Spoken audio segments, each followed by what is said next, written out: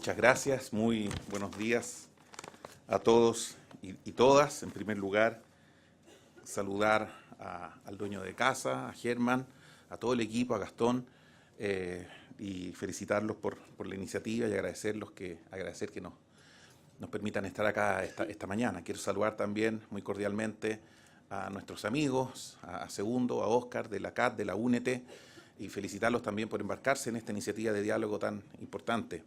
Y saludar evidentemente a Fabio Bertranú de la OIT, que va a cumplir un rol importante también en este ejercicio de diálogo. Y a todos ustedes, representantes de empresas, representantes de sindicatos, vi varias caras conocidas cuando venía bajando, así que un saludo muy cordial, también un saludo cordial a mi ex colega, el ex subsecretario del Trabajo, fanático de la Universidad de Chile también como yo.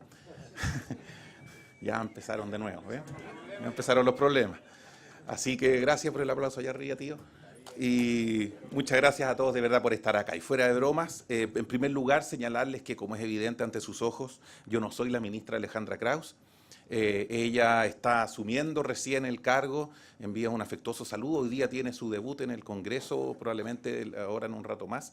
Así que no solo envío el saludo, sino que los deseos de que este primer seminario en este marco de este ejercicio de diálogo social que se va a realizar sea exitoso y tenga muchos frutos. Yo quiero simplemente hacer una muy breve reflexión.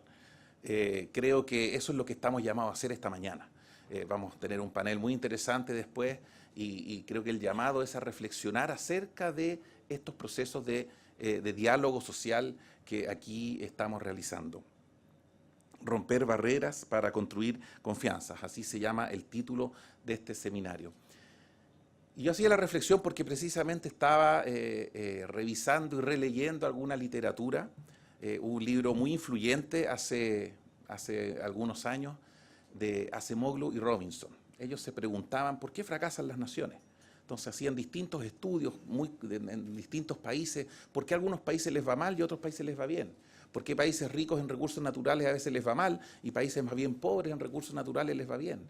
¿Por qué países con alta educación a veces les va mal y países con menos educación les va bien? ¿Qué pasa? ¿Cuál es el sentido de esto? ¿Por qué? ¿Cuál es la causa de que a algunas naciones les vaya bien y a otras les vaya mal? Y la conclusión de ellos es que las instituciones son quizás sí lo más relevante. Cómo el país se organiza institucionalmente va generando incentivos y desincentivos para que las malas prácticas se vayan desincentivando y las buenas prácticas se vayan promoviendo y proliferando. Y ellos, en un capítulo que poca gente lee y que después lo han desarrollado en algunos artículos posteriores, llegaban al punto de lo que se llama el capital social.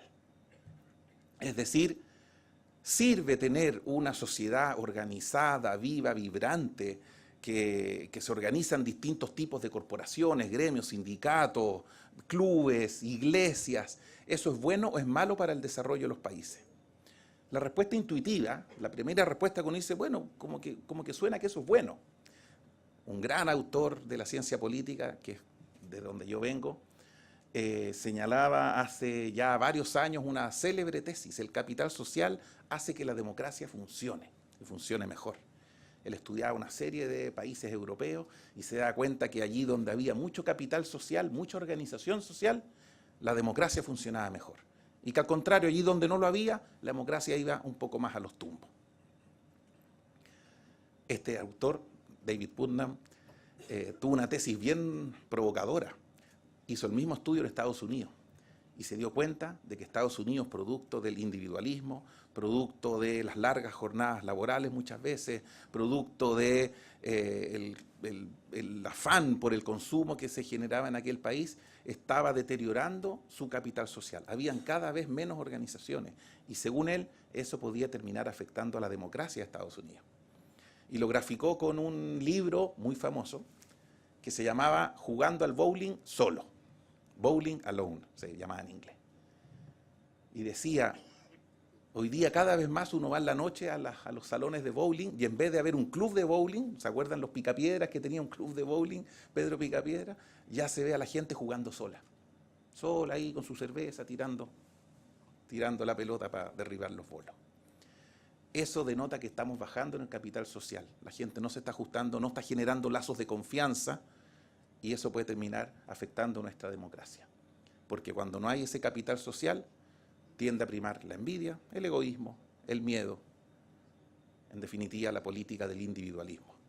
Y si uno analiza lo que pasó ahora con las últimas elecciones, se encuentra con algo de eso. Pero esa tesis después fue rebatida. Hubo gente que dijo, ¿sabe qué? Nunca había habido tanto capital social en un país como en la Alemania antes de Hitler. Nunca había habido tantas organizaciones en un país como en la Alemania antes de Hitler. Así que si usted cree que eso es bowling alone, bueno, acá tenemos bowling con Hitler. Entonces parece que no es solo la existencia de organizaciones sociales lo que fortalece la democracia y el desarrollo, sino que también cómo esas organizaciones sociales interactúan entre sí. ¿Se entiende? No es solo el número de organización y que existan organizaciones, sino cómo interactúan. Y en el mundo del trabajo es enteramente así. No sacamos nada con tener grandes organizaciones empresariales, grandes y múltiples organizaciones sindicales, de manera completamente vertical, sin vasos comunicantes entre ellas. Tiene que haber espacios horizontales. La organización social tiene que mezclarse, tiene que conversar, tiene que dialogar entre sí. Porque si no, la democracia también se resiente. Es bueno que haya organización social, pero la organización social tiene que interactuar entre sí. Y los sindicatos y los empleadores, las organizaciones de ambos, tienen que interactuar entre sí.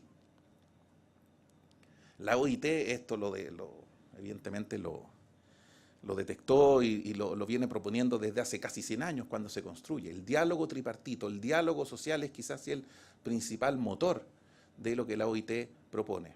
Y tiene razón. Y volviendo a la tesis inicial de esos dos autores que decían que las instituciones son lo que explican por qué hay naciones que prosperan y otras que no, pues bien, hay que tener instituciones que promuevan el diálogo social. Instituciones que hagan que los distintos actores sociales conversen entre sí. Eso lo hace la OIT, y es una gran institución desde el punto de vista internacional que además tiene un importante trabajo a nivel nacional. Pero también en nuestros países, en la legislación interna, tenemos que promover esas instancias de diálogo sistemático, institucional, inclusivo.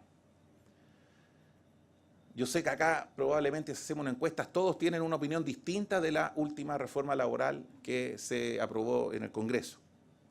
Pero hay un tema en esa reforma que se discutió menos, que tuvo menos titulares de prensa que los tradicionales, ¿no es cierto? Se habló mucho de la titularidad sindical, de reemplazo en la huelga, se habló de la extensión de los beneficios, se habló de todos esos temas que acapararon todos los titulares de prensa. Pero poco se habló de una pequeña institución, 4, 5, 6 artículos al final de la ley, que habla de estas instituciones inclusivas, que es el Consejo Superior Laboral. La ley instituye un Consejo Superior Laboral, primera vez establecido por ley en Chile. Hemos tenido experiencias de diálogo social, pero nunca establecidos por ley.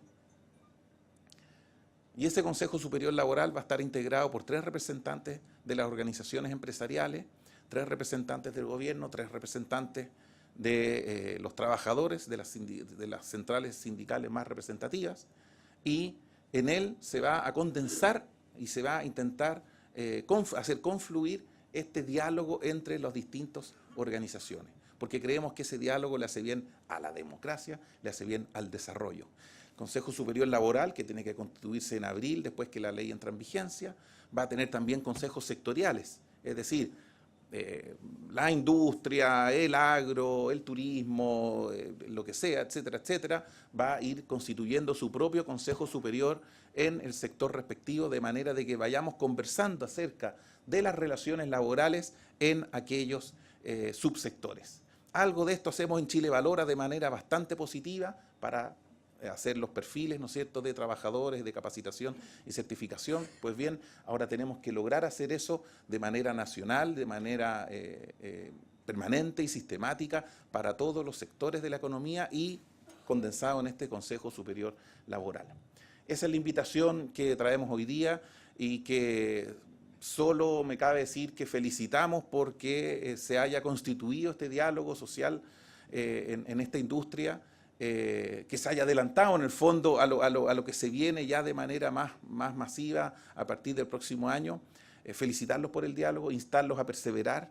El diálogo muchas veces cuesta, a veces se avanza menos de lo que uno espera, a veces hay que ceder, a veces hay que entender, ponerse en el lugar del otro, pero mucho mejor entenderse conversando que de otra forma. Así que los felicito por la iniciativa, los felicito por el seminario y vamos adelante, que creemos que con diálogo de verdad puede salir mucho mejor. Muchas gracias por su atención y ojalá que tengamos una gran mañana.